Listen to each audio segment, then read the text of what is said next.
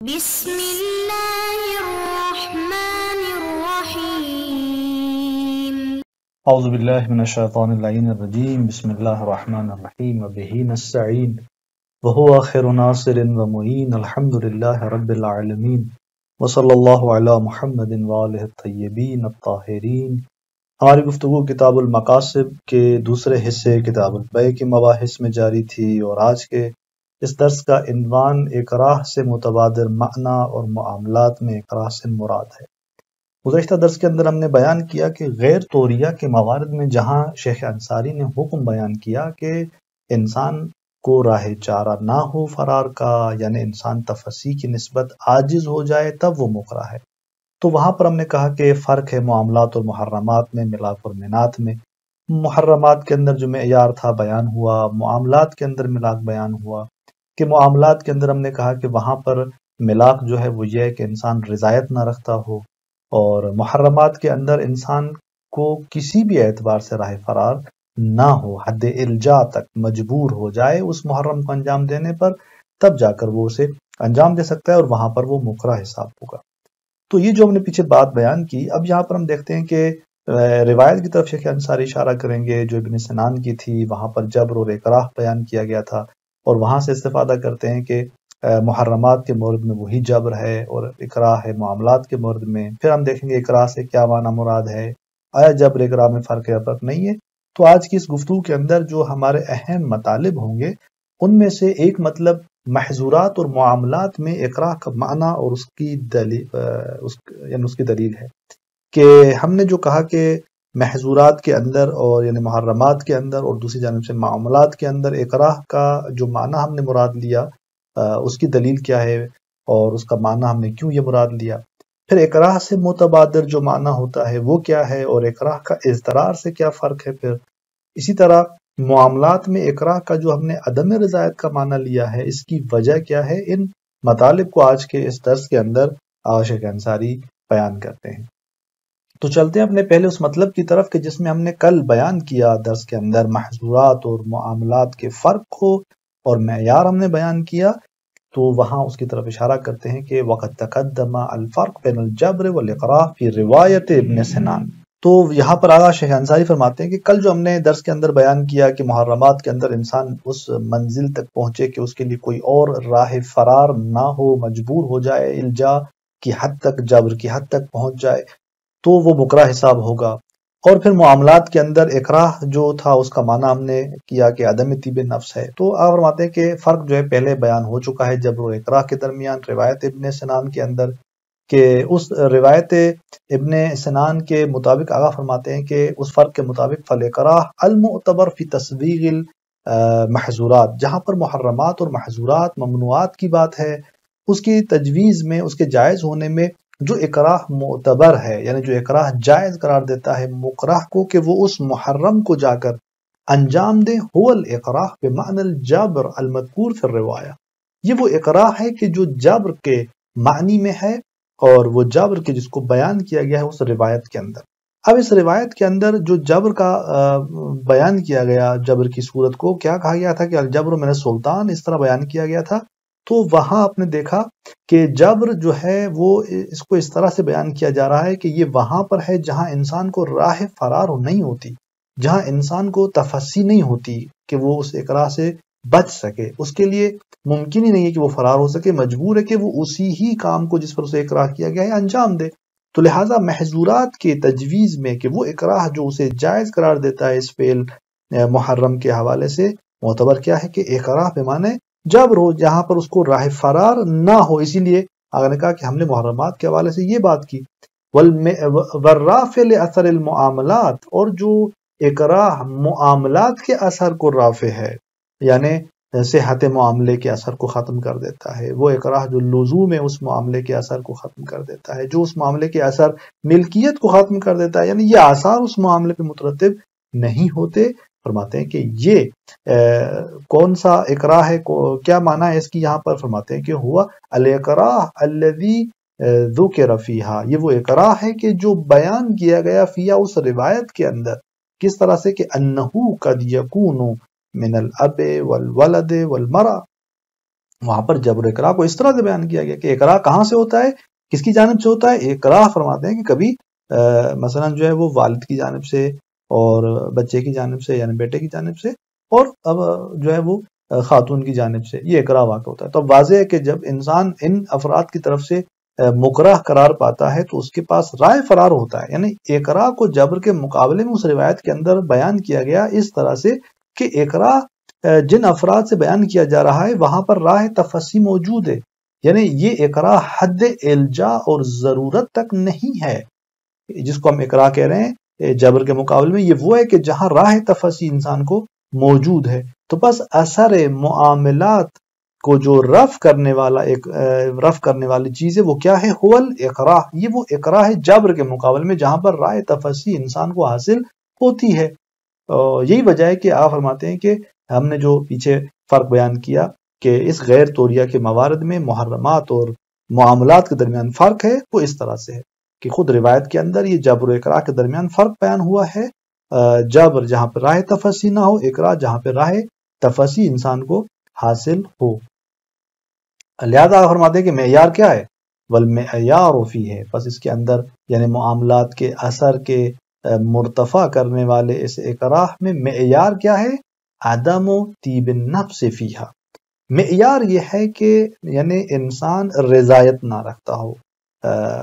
اس طرح کے موارد میں، وہ معاملات میں وہ اپنی رضایت نہیں رکھتا، وہ مستقل تصرف کے حوالے سے وہاں پر نہیں ہے، اور اس طرح سے وہ کیا بن رہا ہے؟ مکرہ حساب ہو رہا ہے جب اس کو رضایت حاصل نہیں ہو رہی۔ للضرورہ والالجا، فرماتے ہیں کہ معیار اس اکراہ کا یہ ہے، نہ وہ ضرورت اور الجا جو جبر کی معنی میں ہے، یعنی جہاں پہ انسان جو ہے وہ اس حد تک پہنچ جائے کہ اب مجبور ہے کہ وہ اس کام کو انجام دے، نہیں، انسان حتیٰ اس کے پاس تفصی ہے، راہ فرار ہے، اس کے باوجود بھی چونکہ عدم طیب نفس ہے، یہ معیار حاصل ہے، لہذا وہ مکرہ حساب ہوتا ہے۔ وَإِنْ كَانَ هُوَ الْمُتَبَادَرُ مِنْ لَفْظِ الْإِكْرَاهِ، اگرچہ یہ الجا کا جو معنی ہے یہی متبادر ہے لفظ اکراہ سے، یعنی اگر آپ لفظ اکراہ کو دیکھیں گے اس کا معنی کیا ہے تو اس سے جو متبادر ہے وہ یہی الجا ہی ہے۔ اگر آپ معنی دیکھیں اس اکراہ کا تو یہی ہے کہ مثلا جو ہے من اکرہا یعنی الجا، یعنی وہ جس کو مجبور کیا گیا۔ اکراہ کا متبادر جو معنی ہے اس لفظ سے وہ یہی الجا اور ضرورت ہے، لیکن یہاں مراد اکراہ سے یہ نہیں ہے، یہاں عدم طیب نفس ہے۔ اب اکراہ کے لفظ سے یہی معنی الجا کا متبادر ہے، اس کا فرماتے ہیں کہ اسی وجہ سے چونکہ تبادر یہ معنی ہوتا ہے، لہذا وَلِذَا يُحْمَلُ الْإِقْرَاءُ فِي حَدِيثِ الرَّفْعِ عَلَيْهِ، حدیث رفع کے اندر اکراہ کو حمل کیا جاتا ہے اسی الجا پر، یعنی جہاں پر حدیث رفع ہم بیان کرتے ہیں کہ رفع مصدر الیہ، رفع مصدر علیہ، مثلا یہ یہاں پر جو حدیث رفع بیان کی جاتی ہے وہاں پر اکراہ کا جو کلمہ استعمال کیا جاتا ہے وہ آپ فرماتے ہیں کہ رفع ما اکرہ علیہ یا مصدر علیہ، یہ اکراہ اور اضطرار الجا کے درمیان فرق نہیں ہے، یعنی اگر آپ اکراہ کے معنی کو دیکھیں گے تو متبادر وہی الجا ہے، اس معنی کے اعتبار سے ان کے درمیان فرق نہیں ہے۔ ہاں، ہم جو معاملات کے اندر یہ کہہ رہے ہیں کہ یہاں پر مراد ہماری جو ہے وہ اکراہ کی الجا نہیں ہے، ضرورت نہیں ہے، بلکہ عدم طیب نفس ہے، تو یہاں ایک اور جہت سے ہم فرق بیان کر رہے ہیں اکراہ اور الجا کے درمیان اس معاملات کے اندر، وَإِلَّا معنی کے اعتبار سے اگر دیکھا جائے تو اکراہ سے متبادر یہی ہے۔ تو یہاں پر بہرحال آپ کہتے ہیں کہ سوال تو اٹھتا ہے کہ اکراہ سے پس جب متبادر وہی الجا کا معنی ہے تو معاملات کے اندر ہم اکراہ کو عدم طیب نفس کے اس معنی میں کیوں لیتے ہیں، اور یہاں جو ہے وہ اس اکراہ کے موارد کو یعنی اکراہ کو ہم یہاں پر وسیع تر کیوں جانتے ہیں، یعنی ہم یہاں پر معاملات کے اندر اکراہ کو کس اعتبار سے دیکھ رہے ہیں؟ وسیع جان رہے ہیں، یعنی یہ اکراہ وہاں پر بھی ہے جہاں پر انسان کو تفصیح حاصل ہے، جبکہ جہاں جبر ہے، الجا ہے، ضرورت ہے، وہاں پہ ایسا نہیں ہے۔ لہذا اسی وجہ سے آگے نے کہا تھا کہ محرمات کے اندر جو ہے وہ راہ تفصیح ہو تو اس کے لیے پھر اکراہ صادق نہیں آتا، لیکن معاملات کے اندر راہ تفصیح ہو تو پھر بھی اکراہ صادق آ سکتا ہے۔ تو یہ کیوں ہم یہاں پر اکراہ کا یہ معنی مراد لے رہے ہیں؟ تو اس کے لیے آقا شیخ انصاری رحمۃ اللہ علیہ دلائل دیتے ہیں کہ فَيَكُونُ الْفَرْقُ بَيْنَهُ وَبَيْنَ الْإِضْطِرَارِ، کہ اس جو ہے وہ اکراہ اور اضطرار الجا کے درمیان فرق المعطوف علیہ فی تعلیق الحدیث، عطف کیا گیا جو ہے اکراہ کو اسی اضطرار اور الجا پر، کہ جب جبر پہ اکراہ کو عطف کیا گیا اور یہ بیان کیا گیا دونوں کو وہاں پر اس طرح سے، فرماتے ہیں کہ فرق ان دونوں کے درمیان اختصاص الاضطرار بالحاصل لا من فعل الغیر۔ فرماتے ہیں کہ یہ فرق کیا ہے ان دونوں کے درمیان؟ فرق اس حدیث کے مطابق یہ جو عطف کیا گیا اضطرار پر اکراہ کو، فرق ان کے درمیان یہ ہے کہ اضطرار مختص ہے بالحاصل، اس کے ساتھ کہ جو حاصل ہو لا من فعل غیر، دوسرے کے فعل سے نہ بلکہ خود اس انسان کی طرف سے ہی وہ اضطرار جو ہے حاصل ہو رہا ہو، تو وہاں پر ہم الجا اور اضطرار کا معنی مراد لیتے ہیں۔ کلجو والعطش والمرض، اب یہاں پر آپ دیکھیں کہ بھوک جو ہے، پیاس ہے یا بیماری ہے کہ جو خود اس انسان کی جانب سے اسے حاصل ہو رہی ہوتی ہے، یعنی یہ بھوک جو ہے اسے بھوک و پیاس نے اسے مجبور کیا ہوا ہے، مضطر کیا ہوا ہے کہ وہ کیا کرے، مثلا ادھر سے شراب کو پیے، یا اس نے مجبور کیا ہے اسے کہ وہ اکل میتہ کرے، مردار کو کھائے مثلا۔ تو یہ جو اضطرار اسے آ رہا ہے یہ اس کی جانب سے، جب یہ اس حد تک وہ مجبور ہو جائے کہ وہ مثلا شرب خمر کر رہا ہے، تو یہ اضطرار چونکہ حاصل ہوا ہے خود اس کی جانب سے، کسی اور کے فعل سے وہ اضطرار نہیں ہے، اس کو کسی اور کے فعل سے وہ مجبور نہیں ہو رہا اس کام کے انجام دہی پر، تو ہم یہاں پر اضطرار کی اصطلاح کو استعمال کرتے ہیں۔ لیکن آپ فرماتے ہیں کہ اکراہ جو ہے وہ اس سے عام ہے، یعنی اکراہ اس الجا اور اضطرار کی صورت کو شامل ہے کہ جو دوسرے کے فعل سے اضطرار حاصل ہو، اس کو بھی اکراہ جو ہے شامل ہے، یا مخصوص ہی اسی فرض سے ہے کہ جہاں پر جبر اور الجا جو ہے وہ دوسرے کی جانب سے ہو۔ لہذا فرماتے ہیں کہ لیکن الداعی، لیکن داعی اس چیز کے اعتبار پر جس کو ہم نے بیان کیا معاملات کے اندر، یعنی ہم نے معاملات میں جو کہا کہ یہاں پر اکراہ جو ہے وہ وسیع ہے اس اضطرار کی معنی میں، یہاں پر اگر وہ رائے تفصیح ہو پھر بھی اس کو مکرہ کہا جائے گا۔ تو آپ فرماتے ہیں کہ جو ہم نے معاملات کے اندر بات کی، وہاں پر ہم نے اس بات کے اعتبار پر داعی کیا تھا ہمارے پاس، ہوا ان العبرۃ فیھا بالقصد الحاصل عن طیب النفس، یہ معیار تھا اس معاملات کے اندر قصد کا جو حاصل ہوتا ہو اس شخص کے اپنے وجود سے، یعنی شخص کے اپنے اندر سے، اس کے باطن سے وہ قصد جو حاصل ہو، چونکہ یہ قصد معتبر ہے ان معاملات کے اندر، معاملہ اس کے بغیر واقع نہیں ہو پائے گا، تو چونکہ یہ اعتبار اس قصد کا ہے معاملات کے اندر، لہٰذا یہ بات داعی بنی ہماری اس ملاک اور منات کو بیان کرنے پر جو ہم نے معاملات کے اندر بیان کیا۔ ہم نے جو معیار دیا معاملات کے اندر کہ اگر طیب نفس ہے تو وہاں پر وہ اکراہ ختم ہو جاتا ہے، لیکن اگر طیب نفس نہیں ہے اس کا تو یہاں اکراہ صادق آتا ہے۔ تو یہ جو ہم نے وہاں پر ملاک بیان کیا تھا، اکراہ کو ہم نے اس معنی میں لیا تھا، اس کا داعی ہمارے لیے یہ بات تھی، چونکہ معاملات کے اندر معیار اس طیب یعنی ارادہ ہے، قصد ہے جو حاصل ہوتا ہو اس معاملے کی نسبت اس انسان کے اپنے اندر، اور طیب نفس انسان راضی ہو اس کی نسبت، اس وجہ سے ہم نے یہ بات کی تھی۔ اب آگے اس کے لیے دلائل بیان کرتے ہیں کہ معاملات کے اندر کیوں جو ہے وہ اعتبار جو ہے وہ اس قصد کا ہے جو ان طیب نفس ہو۔ چند دلائل یہاں پر آگے دیتے ہیں، حیث استدلوا علی ذلک بقولہ، چونکہ اسی مطلب پر فقہا نے استدلال کیا ہے خدا نے متعال کے اس قول سے کہ جہاں پر ارشاد ہے کہ تجارتاً عن تراض، کہ یہ کیا ہے، یعنی تصرف در مال غیر جو ہے، دوسرے کے مال میں تصرف کرنا اور اس کو کھانا، یہ کب جائز ہوگا؟ تجارتاً عن تراض، جب وہ تجارت ہو اور تراض یعنی رضایت، دونوں کی رضایت کی صورت میں وہ ایک معاملہ انجام پائے، ترازی ہو، وہاں پر دونوں راضی ہوں اس پر۔ اور اس صورت میں آپ فرماتے ہیں کہ پس اگر ترازی نہیں ہے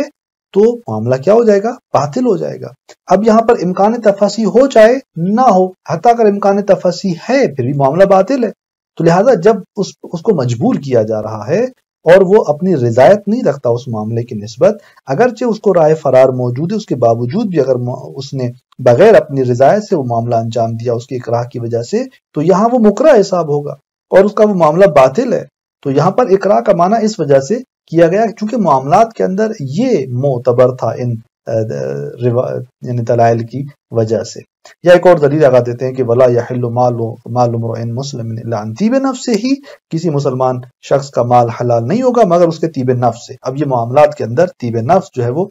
ضروری ہے، بس اگر طیب نفس نہیں ہے تو معاملہ کیا ہو جائے گا؟ باطل ہو جائے گا، ولو راہ فرار بھی موجود تھا اور اس نے تفصیح حاصل نہیں کی اس دوسری راہ سے اور اس نے وہ معاملہ انجام دیا، تو یہاں وہ مکرہ حساب ہوگا اور وہ معاملہ باطل ہوگا۔ اور اس کے اکراہ کی وجہ سے چونکہ وہ طیب نفس نہیں رکھ رہا تھا، لہٰذا یہاں پر ہم نے اکراہ کو اس معنی میں لے لیا، اور جب طیب نفس نہیں آیا تو معاملہ باطل ہے۔ وہ عموم اعتبار